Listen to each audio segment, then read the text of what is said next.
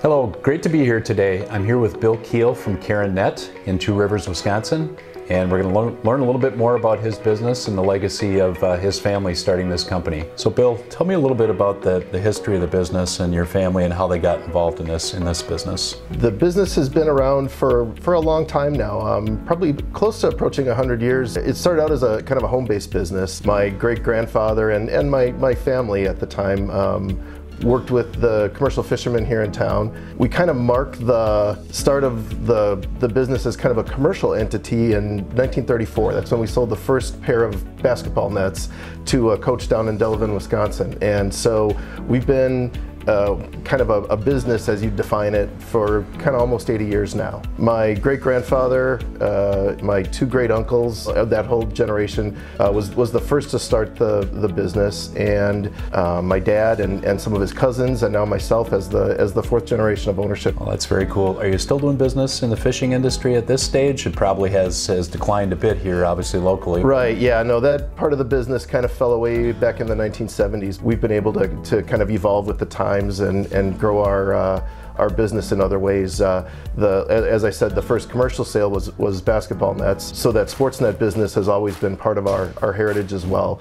Basketball nets, volleyball nets, tennis nets. Probably if you've played a sport involving a net at any point in your life, it's probably been using one of our Carron nets along the way. Now in the last 20 years or so, we've gotten into the safety netting products market. So pallet rack guarding and guard nets for overhead conveyors in warehouses and factories and distribution centers. So you mentioned the Delavan connection for the basketball nets. Was that just after the peach baskets were used in basketball? I'm a huge basketball fan, so. Yeah, it was probably a little more recent than that. They were old-fashioned, hand-tied basketball nets. An interesting note about that is that there doesn't exist at this point a machine that ties basketball nets. So any basketball net anybody's ever used is the knots have been tied by hand by somebody. Really? Yeah. Wow, that's interesting. Yep. Yeah, and you guys were connected to the NCAA tournament, as I saw some posts on social media this last year with all the nets for the tournament sites, right? That's correct, yep. All the sites were in the state of Indiana, and the contractor that was responsible for outfitting the arenas and getting them ready for the games purchased the nets for all those facilities right from us. That is very cool. Yeah, very neat to know that happened here in Two Rivers. Tell me a little bit more about your connection with the Packer organization too. You've shared that story with me a time or two, and I thought that's really neat as well. Sure. Yeah, we've worked with the Packers for many years. You know, being the hometown team and us being the hometown net makers, I guess. We've had a strong relationship with them. The end zone field goal nets in Lambeau Field have been ours as long as they've had them there. So that's a real tangible thing that you see every Sunday or whenever the games are played there. And we also have a neat working relationship with the equipment managers and the training staff there. So all of the specialized nets they use for their passing drills and kicking drills and those types of things are all custom made here in Two Rivers for the Packers as well. Yeah. Very neat. Yeah. Another neat legacy and connection to a great sports team here in the state. Tell me a little bit about your maybe your facilities and how things have changed through the years, the number of employees you have, and that kind of thing, how your business operates. Sure. Yeah, we have two facilities here in town. Total of about 35 employees right now, and that's the highest it's been in the 20 years that I've been here. You know, I took over as president when my dad retired in the beginning of 2008, and that was kind of the start of the Great Recession time.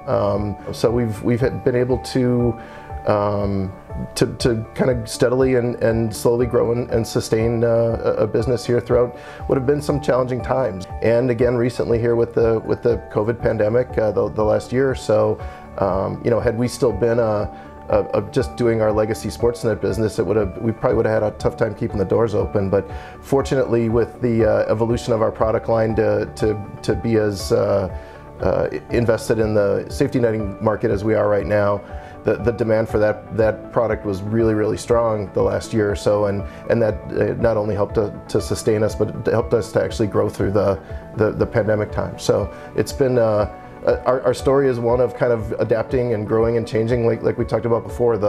The fishing net business is kind of where this all started. We've kind of left that behind over the years and managed to stay relevant and find products using our skills and our materials that are useful out in the world today. So Bill, you talked about the basketball nets being a very meticulous and hand-driven process. Talk a little bit about the skills that go into that and the various people that you have to tie those nets by hand. You know, our business is a little bit unique in a manufacturing environment. We're not mass production. It's not an environment where you can just load up a machine and let it run all day, and maybe you throw a little oil on there once in a while or something. All of our products are made by hand. All of our nets, whether they're basketball nets or conveyor guard nets or kind of any type of a product, it involves basically kind of cutting and sewing. We're a hand manufacturing business. We've automated and improved where we can. Where we used to tie a lot of the border bindings on the nets by hand, we use sewing machines now, but a lot of our jobs are almost automation resistant. So our employees are really at heart, they're kind of craftspeople. Netting is it's a flexible material. It's got some give and some stretch to it. So it's not something you can just set up and run with a laser cutting machine or something like that. There's always a little bit of discretion involved. There's always a little bit of judgment that goes into, is this the right tension? Is this the right fullness? Is this the right finish on it? Our team is a team of craftspeople as much as they are production employees, and that's always been kind of the heart of how we operate here. Any other family members, next generation that are interested in being involved in the business? How's that going to look to keep this legacy going? Yeah, no, nothing definite yet, but I have two daughters, and the youngest of them, who's in college now, is studying business and finance, and has worked here during her summer breaks and Christmas breaks and things like that. And so a potential opportunity to probably, hopefully carry this forward for a fifth generation. Well, Bill, tell me a little bit about this ship behind us here. Sure. Well, my great-grandfather, Ed Carron, the founder of the business, was a neat, interesting guy. He was kind of a Renaissance man, and was involved, he was the lighthouse keeper here in town in addition to his net duties, and he was an artist. He painted a lot of paintings, and he also carved and built a handful of model ships. This is, I believe, one of two that still exist. He built this ship by hand. We believe that the hull of the ship itself is originally a piece of driftwood from a shipwreck that was recovered from Lake Michigan here in town. He left quite a legacy. Yeah, it's a very neat piece to have in your office too, and be proud of. Yeah, you bet. It's every day around here. I think about the folks that came before me. My dad had a huge impact in the company, and my uncles and my great-grandfather. A lot of their spirit still embodies everything that we do here, and I try to make sure I'm living up to it every day.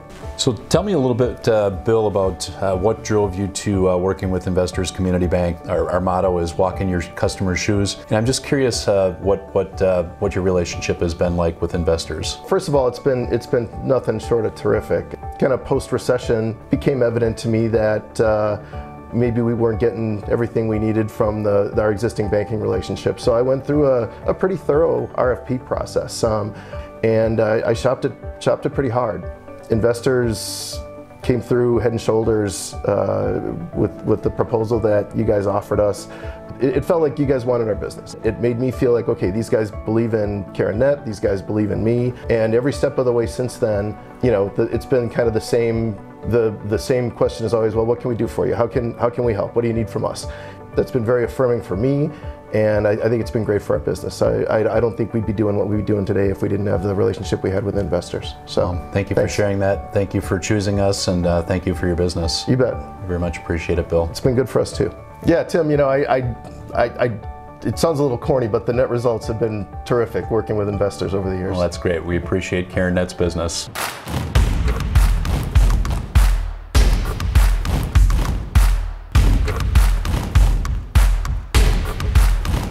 Well, thanks a lot for the tour today, Bill. Great getting to know you a little bit better and getting to know your company and all the cool things you're doing that are being applied all over the country, all over the world. My pleasure, Tim. Glad you could join us. Thanks. And that's a wrap as it went through the Carron Net.